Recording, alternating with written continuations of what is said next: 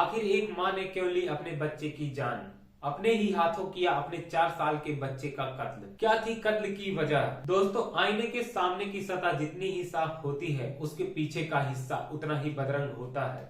AI startup mindful AI lab की को founder और सीईओ सूचना सेठ की जिंदगी भी उसी आईने की तरह थी, आगे से चमकदार और पीछे से भयावह कालिमा समेटे हुए, कि अपने 4 साल के मासूम बेटे का अपने ही हाथों कत्ल कर दिया। अपने बेटे की कत्ल की साजिश करते हुए एक बार भी उसके अंदर की मां ने उसे नहीं झकझोरा। एक हाई लेवल पढ़ी लिखी महिला जो समाज को नेतृत्व देने की क्षमता रखती है, बदला लेने की भावना में इतनी अंधी हो सकती है कि हत्या जैसे अपराध को अंजाम दे सकती है, वो भी अपने बच्चे की ही। 39 साल की सूचना सेठ 6 जनवरी को गोवा के सोल बनियान ग्रांडे होटल में अपने 4 साल के बच्चे के साथ आई थी।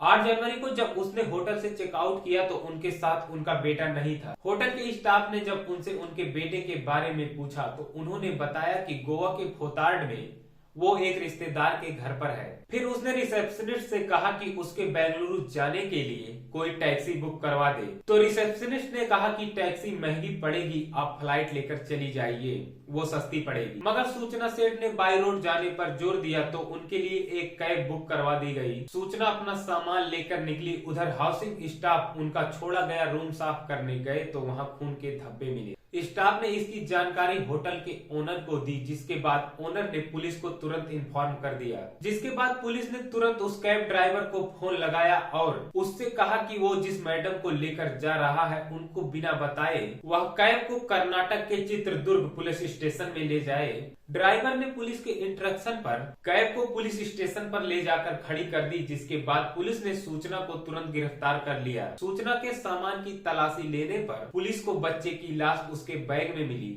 हत्या की वजह जानने से पहले सूचना सेठ की एजुकेशन पर एक नजर डालें तो सूचना सेठ एक एथिक एक्सपर्ट और डेटा साइंटिस्ट है।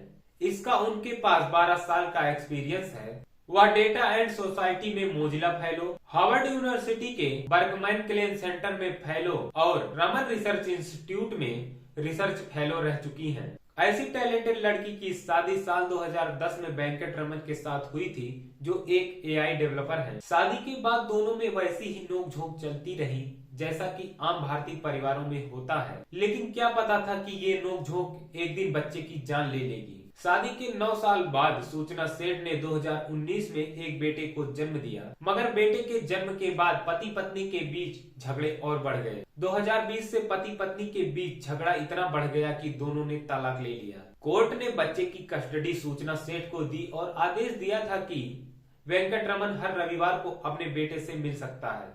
मगर सूचना सेठ अपने पति से इतना नफरत करने लगी थी कि वो नहीं चाहती थी कि वेंकट रमन अपने बेटे से मिलने आए और उनके नजर के सामने पड़े। नफरत की आग में वो इतना जल रही थी कि वह एक ऐसे अपराध की तरफ बढ़ गई जिसे सुनने के बाद मुंह से यही निकलता है, ये कैसी माँ। ना रहेगा बांस ना रहेगी बांसुरी की कहावत को चरितार्थ करते हुए सूचना सेठ ने बच्चे को ही खत्म करने का प्लान बना डाला। उसने अपने बेटे को गोवा घुमाने का लालच दिया, जिसे सुनकर वो 4 साल का मासूम बच्चा खुश हो उठा, लेकिन उसे क्या पता था कि उसके साथ क्या होने वाला है। सूचना बेटे को साथ लेकर गोवा गई और वहां होटल के कमरे में उसका कत्ल कर दिया। लाश को ठिकाने लगाने के लिए उसे बैग में भरकर टैक्सी से बेंगलुरु के लिए रवाना हो गई।